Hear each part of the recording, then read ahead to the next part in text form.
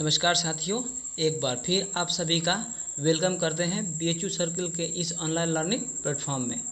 अगर आप अभी तक यूट्यूब चैनल BHU सर्किल को सब्सक्राइब नहीं किए हैं तो सबसे पहले चैनल को सब्सक्राइब कर लें ताकि BHU BA से रिलेटेड हर अपडेट सही समय पर मिलता रहे।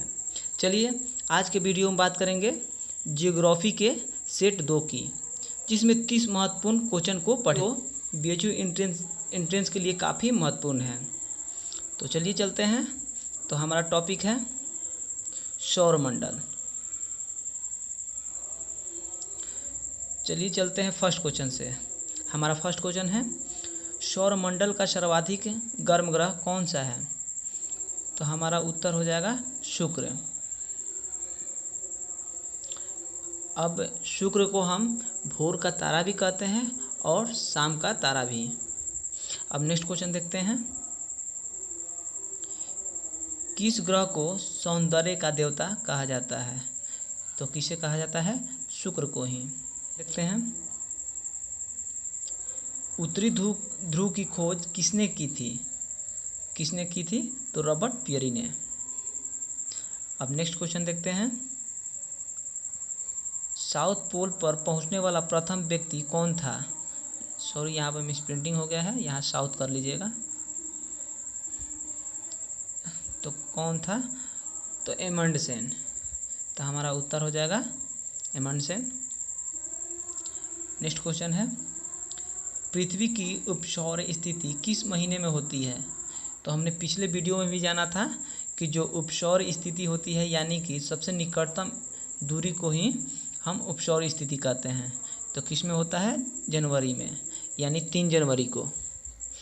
और वही अपसौर की बात करें तो कब होता है? 4 जुलाई को। अब नेक्स्ट क्वेश्चन देखते हैं। पृथ्वी अपने अक्ष पर घूमती है तो किस तरह घूमती है? पश्चिम से पूर्व की ओर। अब नेक्स्ट क्वेश्चन देखते हैं। किस ग्रह को नीला ग्रह भी कहते हैं? तो हमारा उत्तर हो जाएगा पृथ्वी।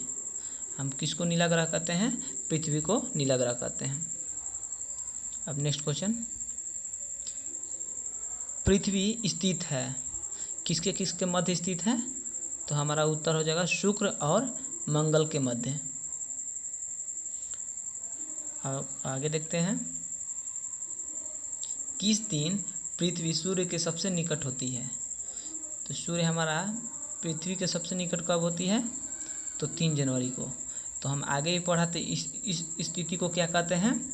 उपसौर स्थिति, यानी सबसे निकटतम दूरी को, जो पृथ्वी और सूर्य के निकटतम दूरी को हम उपसौर स्थिति कहते हैं। अब वो घटना किस दिन घटती है? तो 3 जनवरी को। अपसौर की घटना कब होती है? तो 4 जुलाई को।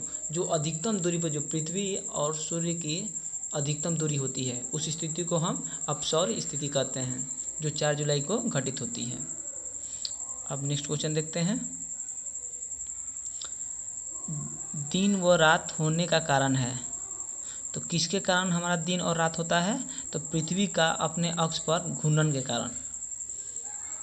तो हमारा उत्तर हो जाएगा पृथ्वी का अपने अक्ष पर घूर्णन। और वही परिक्रमण से क्या होता है? तो हमारा ऋतु परिवर्तन होता है, यानी कि जो पृथ्वी जो परिक्रमण करता है उससे ऋतु परिवर्तन होता है। और अगर अक्ष पर घूर्णन करेगा तो हमारा क्या? दिन और रात होने का कारण होता है। अब आगे देखते हैं। अपने अक्ष पर पृथ्वी एक चक्कर लगाने में समय में पूरा करती है, कितने समय में पूरा करती है? तो हमारा उत्तर हो जाएगा 23 घंटा 56 मिनट 4 सेकेंड। अब आगे देखते हैं। पृथ्वी पर दिन और रात की अवधि समान कहाँ होती है? तो हमारा कहाँ होती है? भूमध्य रेखा पर, जिसको विषुवत रेखा भी कहते हैं। वहाँ हमारे दिन और रात एक इक्वल होते हैं, यानी बराबर होते हैं। अब नेक्स्ट क्वेश्चन पढ़ते हैं। दक्षिणी गोलार्ध में सबसे लंबा दिन कब होता है? तो हमारा सबसे लंबा दिन दक्षिणी गोलार्ध में 22 दिसंबर को होता है। और वही बात करें उत्तरी गोलार्ध में सबसे लंबा दिन कब होता है, तो 21 जून को होता है। तो आप याद कर लीजिएगा किस दिन होता है, 21 जून को। नेक्स्ट क्वेश्चन, पृथ्वी के उपग्रहों की संख्या कितनी है, तो कितना है, एकमात्र एक है, जो कौन सा है, चंद्रमा।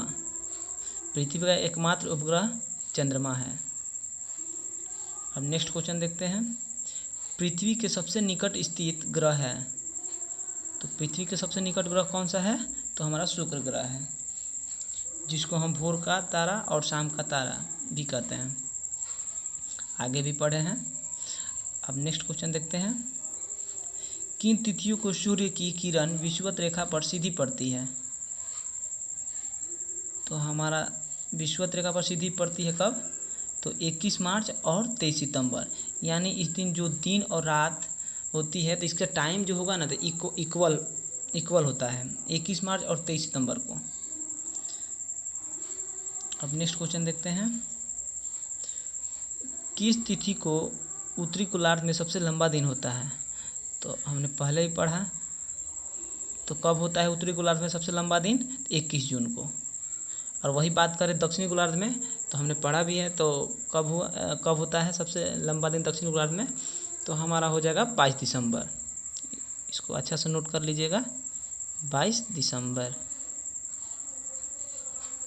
अब नेक्स्ट क्वेश्चन देखते हैं, ऋतु परिवर्तन किस कारण होता है, तो हमारा जो ऋतु परिवर्तन होता है वो किसके कारण होता है, सूर्य के चारों ओर पृथ्वी का परिक्रमण, यानी परिक्रमण से सूर्य जो पृथ्वी होती है उस सूर्य के चारों ओर परिक्रमण के कारण ऋतु परिवर्तन होता है, और वही घूर्णन के कारण क्या होता है, दिन और रात होता है। अब नेक्स्ट क्वेश्चन देखते हैं, किसने पहली बार कहा कि पृथ्वी गोल है, बहुत अच्छा क्वेश्चन है, तो हमारा उत्तर हो जाएगा अरिस्टोटल। किसने कहा था, अरिस्टोटल। अब नेक्स्ट क्वेश्चन देखते हैं, लाल रंग का दिखाई देने वाला ग्रह है, कौन सा ग्रह लाल रंग का दिखाई देता है, तो हमारा मंगल ग्रह। अब नेक्स्ट क्वेश्चन देखते हैं, सौरमंडल का सबसे बड़ा उपग्रह कौन सा है, तो हमारा उत्तर हो जाएगा, कौन सा हो जाएगा, गैनीमेड। अब नेक्स्ट क्वेश्चन देखते हैं, सौरमंडल का सबसे बड़ा ग्रह कौन सा है, तो इसका हमारा उत्तर हो जाएगा बृहस्पति। नेक्स्ट क्वेश्चन, सौरमंडल का सबसे कम घनत्व वाला ग्रह कौन सा है, तो इसका हमारा उत्तर हो जाएगा शनि।